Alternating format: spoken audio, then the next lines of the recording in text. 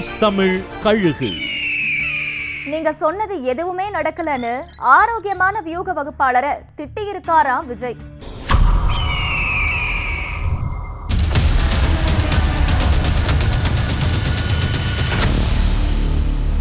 அதிமுகவோட கூட்டணிக்காக விஜய் தரப்பு பேச்சுவார்த்தை நடத்தினதோ அதுல தாவேக்க அதிக தொகுதிகளை கேட்டதுனால அதிமுக தாவேக்காவை கண்டுக்கலன்னு சொல்லப்பட்டுச்சு. எப்படியாவது அதிமுக கூட்டணியை உறுதி செஞ்சிடலாம்னு ஜான் ஆரோக்கியசாமி தரப்பு விஜய சமாதானப்படுத்தி இருக்காங்க.